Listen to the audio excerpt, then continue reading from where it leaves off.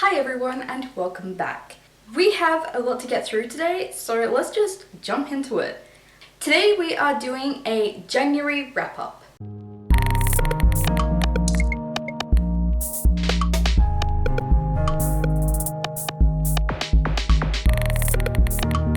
So yes, I know that it is a few days into February.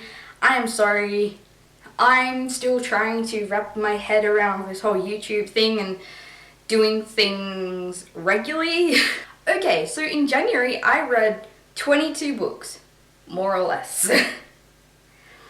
Now I say more or less because I have some books on here that I started but I haven't finished yet, but I plan on finishing in February, so they're probably going to be in both lists. Okay, so I read one 1-star book, 7 2-star books, 2 3-star books, 9 4-star books, and 2 5-star books. Out of these, 4 were romance, 2 were sci-fi, 1 was fantasy, which is surprising, 2 were contemporary, 3 were science fantasy, 2 were romance fantasy, 3 were thriller, that's also strange, 1 was dystopian, 2 were paranormal, and 1 was historical fiction.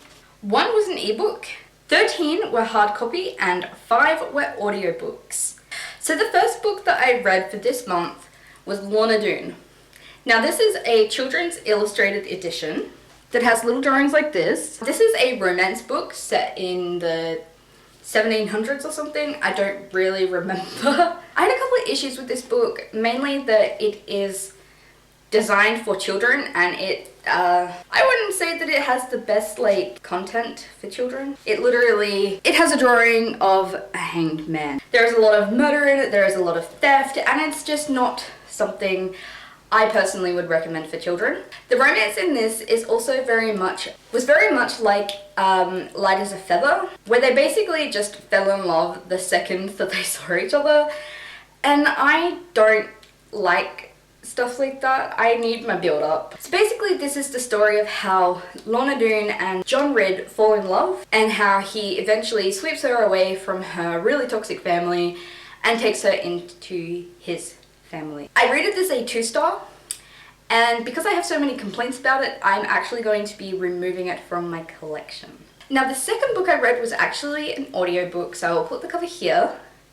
And that book was The Whisperer in Darkness by H.P. Lovecraft. Now, I wanted to listen to this audiobook for a really long time because it's centered around Shub Niggurath. As Shub Niggurath is one of my favorite H.P. Lovecraft creations. She is known as the goat with a million young or something like that. Anyway, this story ended up being the complete opposite of what I expected. I knew that H.P. Lovecraft didn't describe his creations or anything in overly too much detail. However, this focused more on Shub Niggurath's minions, I guess you would call them. Little crab bat-like creatures from another planet. And yeah, it just wasn't what I was expecting, but it was still a 4-star. I love H.P. Lovecraft. The third book that I read in January, well actually I started this January last year, so January 2019, and I got halfway through it before I went into a reading slump, and then I went to student placement, and then it was NaNoWriMo.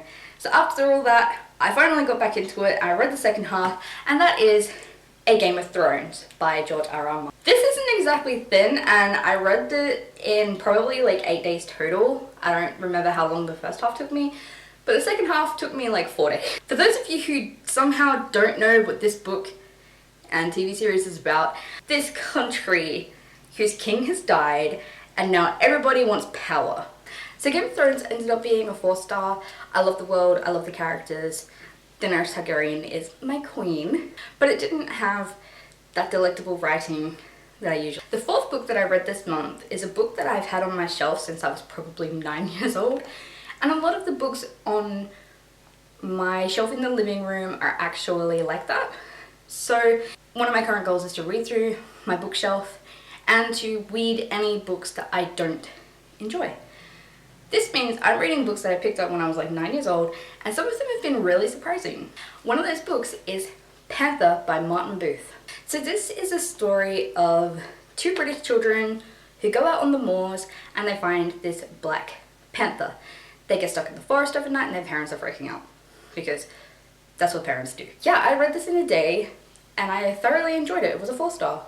Nice quick little read. This next book is a reread. I have read it 2 times before, I think, but I didn't really remember the story that well when I read through it. And that book is The Chimera Conspiracy by Beverly Payne. I smile when I say that because my mother actually knows this woman. Yeah, she signed the book when she sent it to me. So this book is actually probably one of my most precious. The story is amazing. It's about this girl who is sent to this underwater aquadome. It's basically like an underwater town.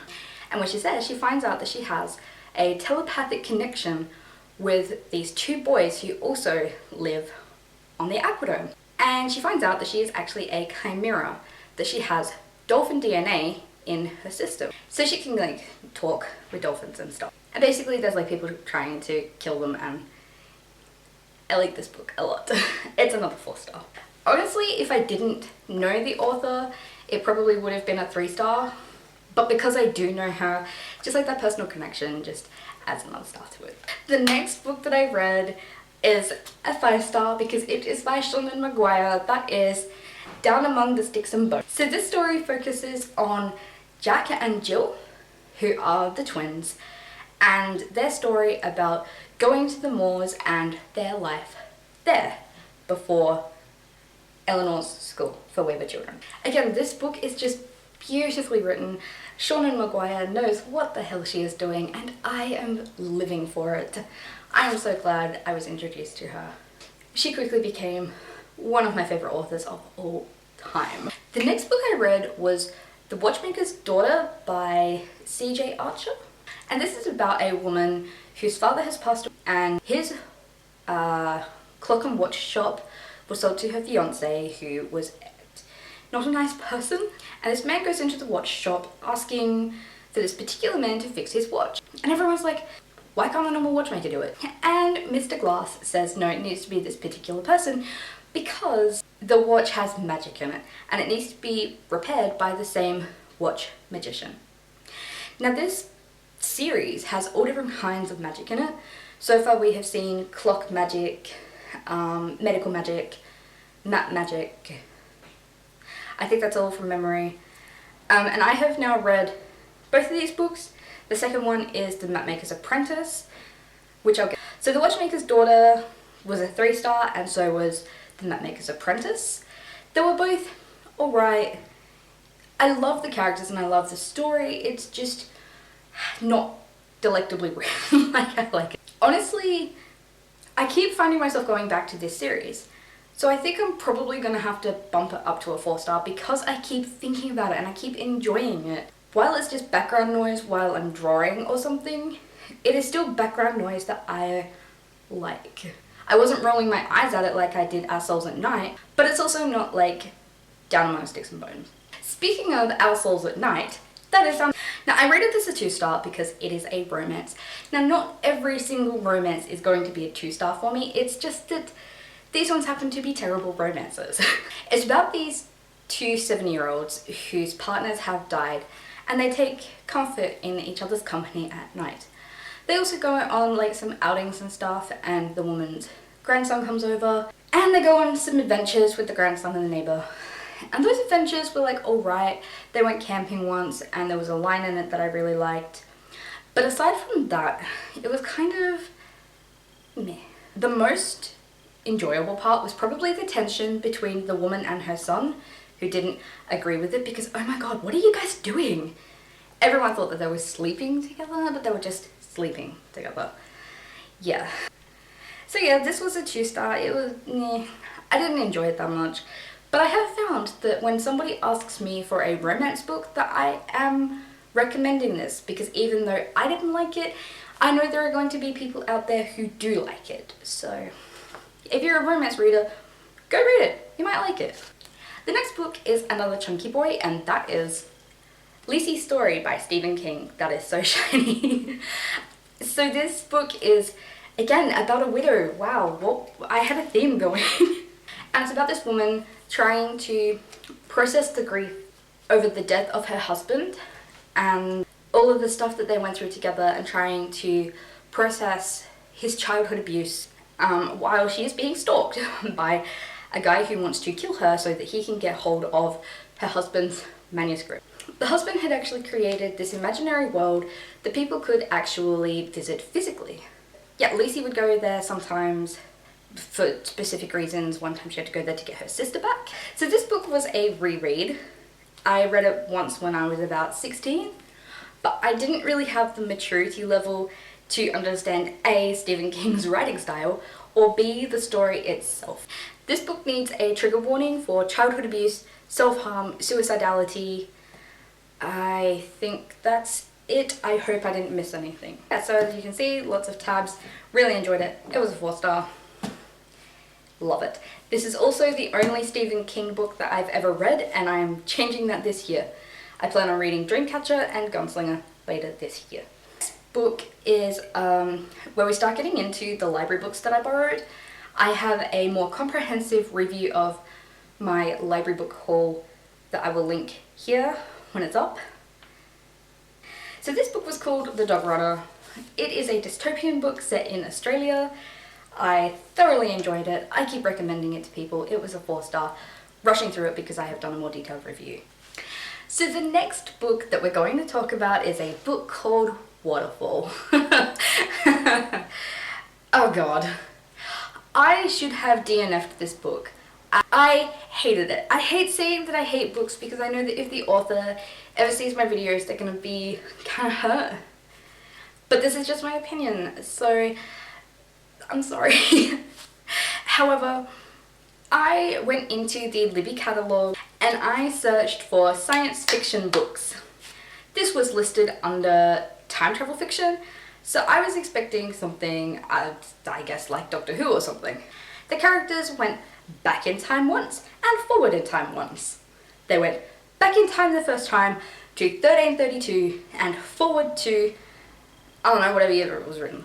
When they go back in time, Gabby falls in love with this guy and all of the men are extremely hot. It was a science fiction, romance, historical novel.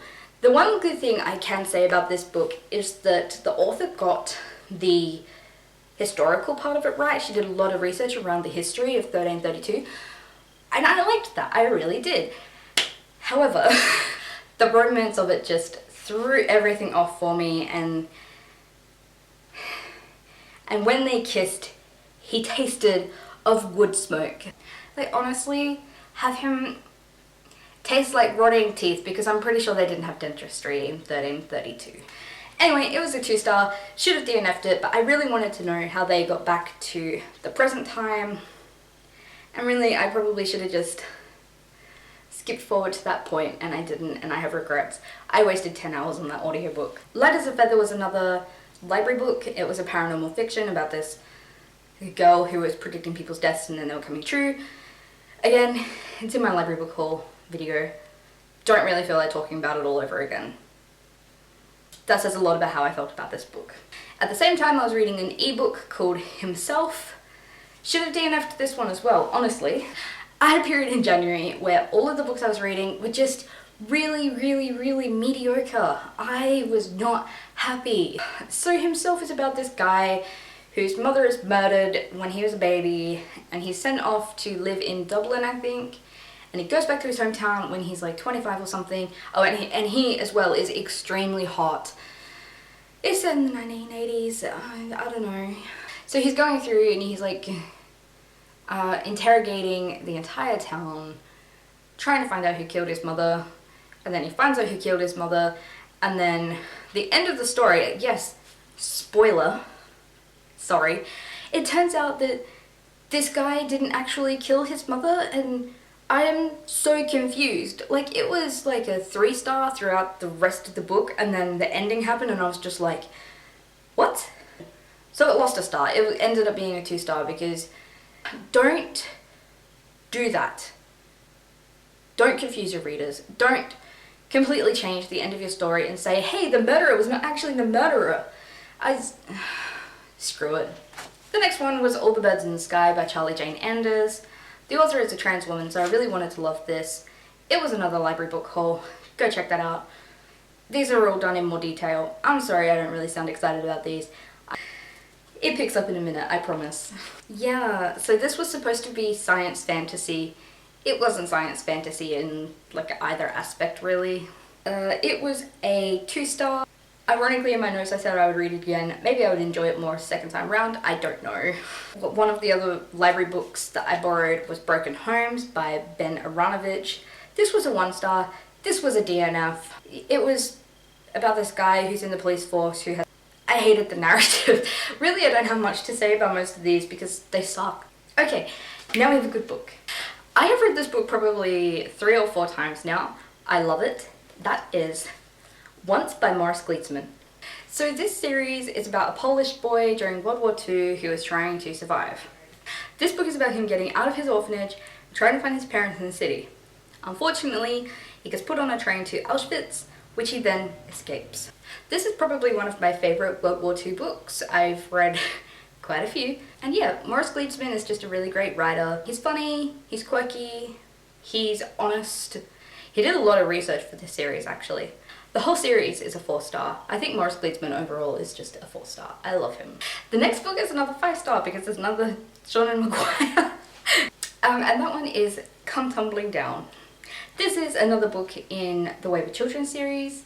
This is book 5. I've read 3 of them.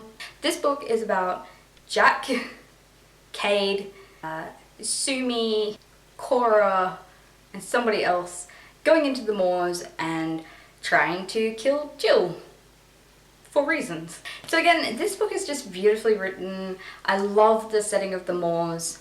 And if this is the last story focusing on Jack, I'm gonna be so sad. There was a moment in this book where I thought that one of the characters was gonna die and I started crying because they are one of my favorite characters. Seanan, no, you are not allowed to kill that one. I'm really looking forward to reading some more Seanan McGuire. I really want to read The Middle Game and some of the books she's written under her pen name because she's just brilliant and I need like a thick boy by Seanan. Please, give me a thick boy. So the next book is another library book, but this is one I actually enjoyed. This one is The Girl on the Train by Paula Hawkins. Again, there is more detail in my library haul video. It's about a woman who takes the commute from her suburb every morning into London.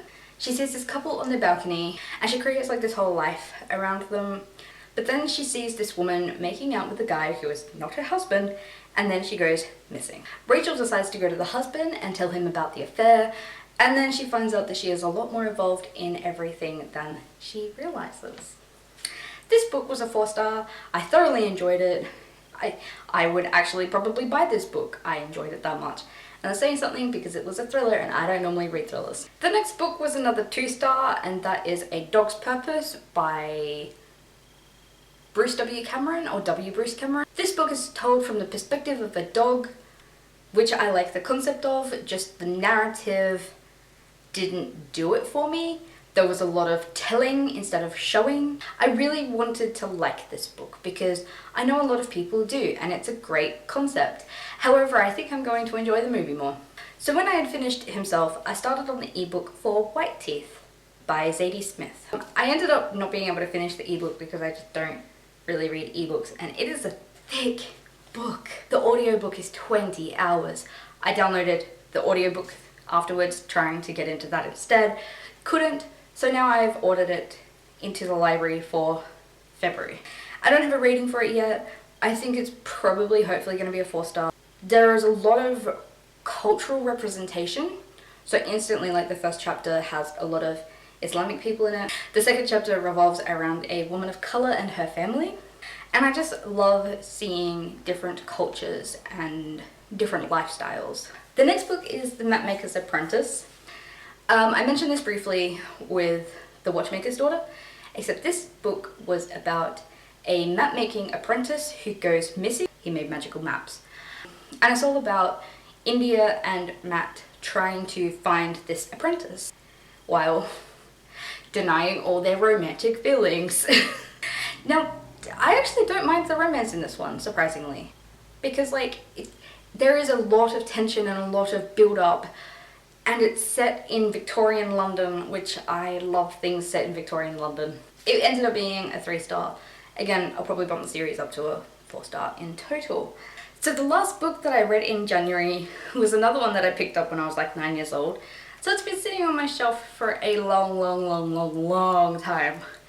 And that is Savage Spirit by Meg Cameron. This is a teen romance, or YA romance. It's set in the 1780s, I think. The focus is on the Shawnee Indians. So Catherine gets kidnapped by an Indian man, taken back to his village, and then is sold to another chief. When she arrives at the new village, she basically instantly falls in love with this guy. So she builds a lot of really great friendships with some of the other people in the town. This was a romance book, and it ended up being a 4-star. So far, my bookshelf is surprising me. So these are all the physical books that I read in January, and these are all of the digital books that I read in January. Okay, that is all I have for today. If you guys liked this video, please give it a thumbs up. If you would like to see more bookish content from me, please subscribe. I also have some aesthetic photos of books down on my social media, along with some other stuff. So go check that out. Give me a follow. I would really appreciate it. And I will see you in the next video. Bye.